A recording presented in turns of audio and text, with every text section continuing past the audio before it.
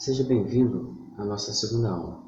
Como eu havia mencionado na aula anterior, nesta aula nós vamos começar a fazer a programação para o microcontrolador 12F629. É o componente que vamos começar a estudar, correto? Eu troquei de computador, se você reparar o caminho aqui mudou, mas não se preocupe, você verá algumas telas diferentes, mas não se preocupe, o resultado final vai ser o mesmo, ok? Antes de começarmos a programação, nós precisamos conhecer o componente na qual vamos estudar, correto? Todo fabricante disponibiliza um manual para os componentes deles. Neste caso, se chama datasheet. Para conhecermos o microcontrolador que vamos trabalhar, abra uma página na internet do Google, digite datasheet PIC12F629 e logo na segunda opção você pode reparar que ele disponibiliza um arquivo em PDF e é esse arquivo que vamos usar. Ao clicar neste arquivo, vai abrir aqui então o datasheet do PIC12F629 e 675, porém vamos usar este. Já aqui na terceira página nós temos várias informações importantes como velocidade de operação, as instruções, quantas instruções ele pode aprender.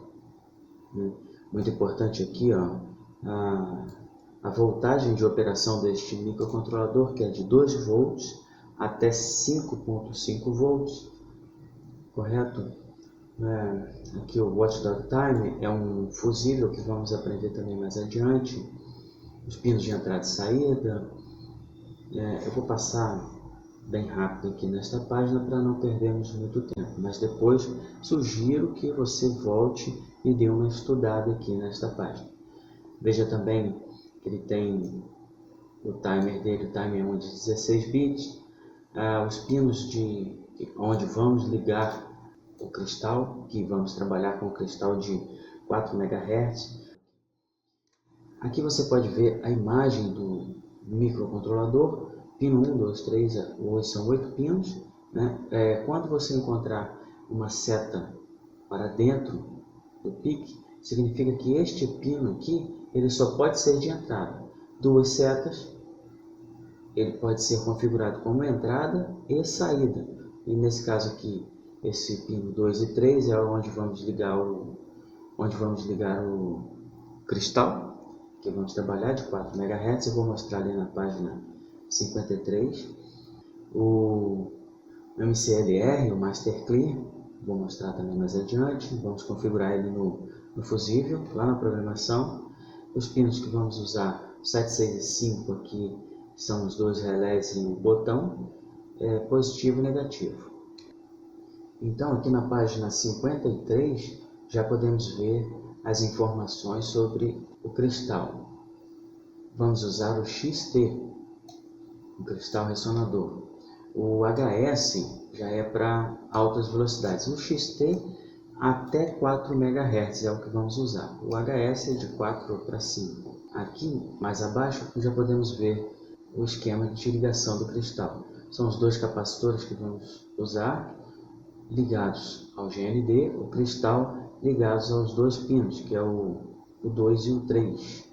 Na configuração XT C1, C2, como podemos ver aqui nos capacitores ligados ao GND, usando o cristal de 4 MHz, podemos usar capacitores de 15 a 30 picofarad. Vamos usar o de 15 picofarad, como manda aqui o datasheet. Voltando aqui para a nossa aplicação, nós já podemos fazer a inicialização do nosso código, agora que já temos algumas informações sobre o microcontrolador. Porém, nós vamos ficar recorrendo ao datasheet durante a programação. Então, de volta ao MPLAB, nós vamos digitar a estrutura básica de uma programação. Esta aqui é a estrutura básica da programação: início, meio e fim. Essa estrutura, ela até mesmo já compila, porém ela não faz nada, pois nós não determinamos que ela fizesse alguma coisa, correto? Vou fazer a compilação aqui para você ver como funciona. Ok, construção sucedida, aqui está, e ele até mesmo já gerou para nós o arquivo code.exe. É este arquivo aqui que iremos gravar dentro do microcontrolador. Observe também que ele já adicionou a diretiva do nosso microcontrolador, o 12F629.h, na qual digitamos aqui. Eu já vou explicar sobre essa linha. Então, ao compilar, ele já inclui todos os arquivos necessários para a programação. Veja bem, na primeira linha nós digitamos então jogo da velha include sinal de menor 12F629.h, sinal de maior. O ponto .h é um head file, isso quer dizer que é o cabeçalho. Então, nós estamos incluindo aqui na programação todas as diretivas do microcontrolador que vamos trabalhar, correto? Por que isso aqui? O MPLAB ele vai, toda vez que nós compilarmos, ler essas diretivas para saber se o que estamos digitando aqui para baixo condiz com a realidade do microcontrolador. Por exemplo, eu posso digitar então esta definição, inicia, eu dei um nome para essa definição, inicia, pino A1. Quando eu compilar isso aqui, o MPLAB vai buscar nas diretivas para saber se isso que eu estou digitando aqui existe no microcontrolador. Caso não exista, irá reportar um erro, correto? O voidman é uma função vazia. Nesse caso aqui ela não retorna nada, certo? Mas é necessário para que façamos o nosso código aqui dentro neste espaço, que será um loop, correto? Existem funções que retornem alguma coisa, mas aí já é uma outra programação que nós não vamos usar aqui, neste caso. E aqui é o encerramento da voidman. Observe que o MPLAB já marca o colchete que abriu e o colchete que está fechando. Então, se você, por algum motivo, estiver sendo reportado de algum erro, uma das primeiras coisas que você deve fazer também é verificar se os colchetes estão sendo abertos e fechados da forma correta. Então, como eu já compilei aqui, eu vou fazer uma demonstração de como funciona a programação. A programação, ela primeiro lê a diretiva, depois ela lê as definições que estamos fazendo, tipo determinando se um pino vai ser de entrada ou saída, escrevendo alguma variável aqui dentro. Depois ela entra no loop, né, e fica lendo aqui os nossos comandos. Por exemplo, se o botão tal for pressionado, faça isso. Então, é exatamente isso que ela faz quando nós energizamos o microcontrolador. E para que isso aconteça, existe então o cristal que vamos soldar e acoplar ele próximo ao microcontrolador. É ele que faz com que essa leitura da programação aconteça. Nós vamos defini-lo aqui via programação também já. Só para exemplificar o que eu estou falando, vamos aqui em Debugger, Select Tools, MPLAB Sim, vai aparecer essas setas aqui, e eu vou dar um play. Deixa eu compilar primeiro, novamente, construção sucedida, e eu vou dar um play.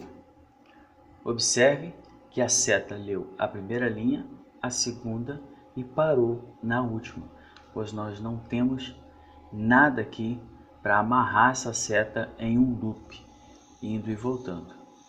É assim que funciona a programação, ok? Então agora, somente para exemplificar o que eu falei antes sobre o loop, eu coloquei estas programações aqui, esta programação para fazer a demonstração. Eu queria usar um delay, um atraso de 1 segundo, e por isso eu precisei colocar esta linha de programação, que é o clock, que é o cristal de 4 MHz que vamos usar. Eu criei uma variável do tipo inteira, chamada teste, recebendo este sinal de igual, significa receber. Recebendo 0, aqui eu coloquei um loop infinito, é um for, abri aqui o colchetes, fechei colchetes. Dentro deste loop eu determinei que a variável teste recebesse 1 e esperasse então 1 segundo para depois receber o número 2. Vou então compilar e testar para a gente ver. Construção sucedida, gerou o codex e agora vamos dar um play para você ver o comportamento da seta. Ok.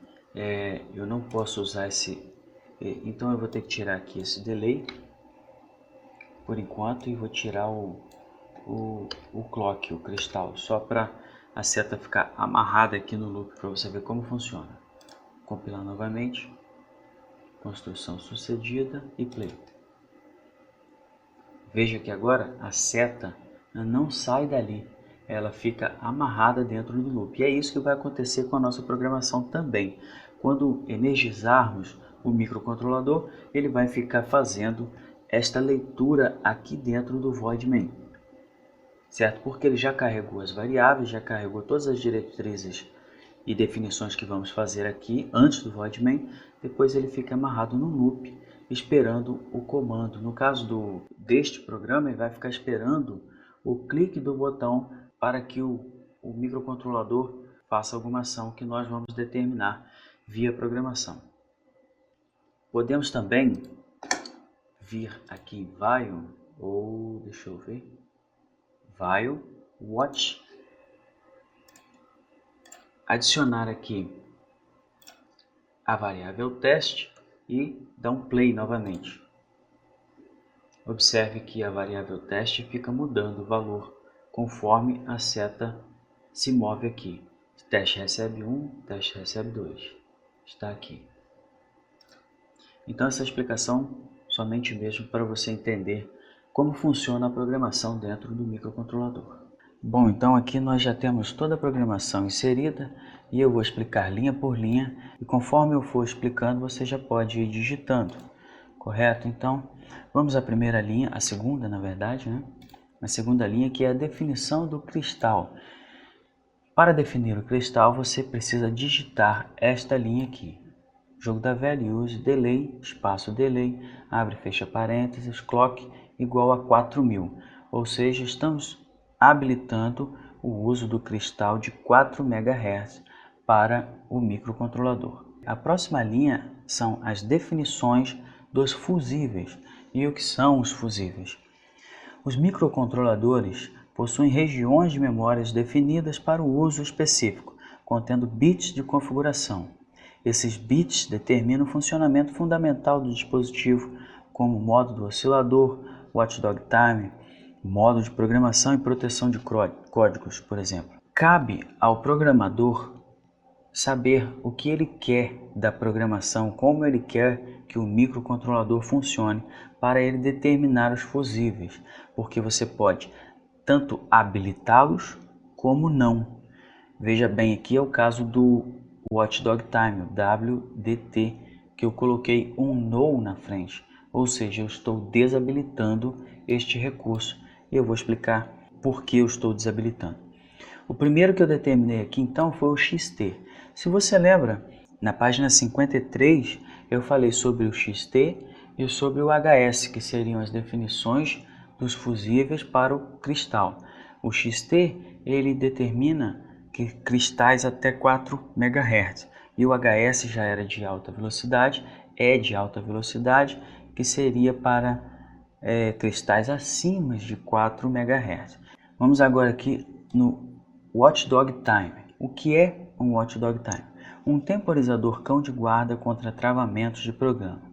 Caso seja habilitado na função principal main, este temporizador está configurado para contar aproximadamente um intervalo de tempo de 16 segundos.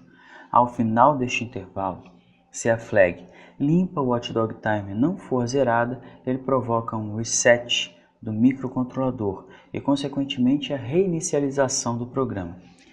Por este motivo, pelo fato dele reinicializar o programa, eu estou desabilitando ele com este no na frente. Sempre que colocamos no na frente de um fusível, estamos desabilitando.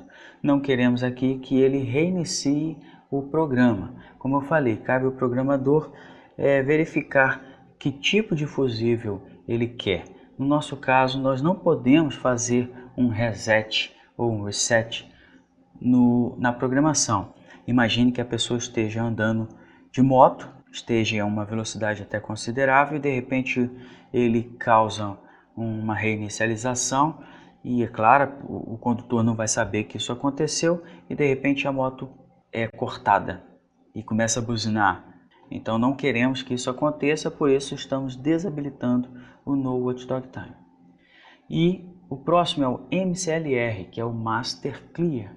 Também estamos desabilitando por se tratar de um recurso de reset também. E o que é o Master Clear? Função de reset externo fornecida pelo pino MCLR durante a operação normal. Este pino deve ser mantido em nível lógico alto, deve ser mantido em 5 volts no caso, conectado ao VDD através de um resistor de, por exemplo, 10K. Veja aqui o pino 4, que é o MCLR, que posteriormente iremos conectá-lo ao VDD do microcontrolador. Continuando aqui a explicação, nesta parte eu defini os pinos que iremos usar para os 2 relés que vamos usar e o botão. No caso aqui eu determinei que o pino A1 se chamaria Inicia, poderia ser qualquer outro nome. Eu determinei que seria Inicia para o pino A1, que é o pino 6 do microcontrolador. A partir deste momento, toda vez que o programa passar pela palavra Inicia, ele vai entender que se trata do pino A1 ou o pino 6 do microcontrolador, evitando assim digitarmos a todo momento pino A1. Basta então apenas digitar Inicia. E assim sucessivamente fiz para os outros pinos, só que eu renomeei como relé buzina para o pino A2 e relé corta para o pino A0, se tratando do pino 5 e pino 7 do microcontrolador. Vamos então analisar aqui o pino 7 no datasheet. Veja que o pino 7 aqui no datasheet, ele está escrito como GP0, o que não acontece aqui na programação no MPLAB. Eu digitei pino A0, mas por que pino A0 se lá está GP0? O MPLAB não reconhece pino P0, ele reconhece A0. Se digitarmos aqui P0 e fizermos um teste, compilando, você vai ver que vai reportar um erro. Olha, a construção falhou. Então o MPLAB não reconhece como pino P0 e sim como A0. Vou voltar para A0 e vou compilar para a gente ver. Veja que a construção foi bem sucedida. Continuando, eu declarei aqui uma variável do tipo inteiro, chamada ligado. Para declarar uma variável do tipo inteiro, temos que digitar a palavra int. Poderia também ser qualquer outro nome, mas eu defini que fosse ligado. Então, int, espaço ligado, espaço igual, que quer dizer recebe, espaço 0, ponto e vírgula. Ou seja, eu estou determinando ao inicializar a programação que a variável ligado do tipo inteiro recebe o valor 0. E você vai entender mais adiante por quê. Então agora chegamos ao bloco de programação que está dentro do Voidman. Seria a programação principal para o microcontrolador. Aqui podemos ver uma programação referente ao timer, porém eu não vou explicar sobre o timer nesta aula, vou explicar em uma aula adiante. Esta programação trata-se do aprimoramento que vamos fazer para este código. Porém, como eu não vou explicá-lo agora, eu posso até mesmo deletá-lo e passar a explicação adiante. Então assim chegamos ao final da nossa segunda aula. Vou terminar por aqui, pois a aula está ficando muito grande. Eu espero realmente que você tenha gostado e até a próxima aula.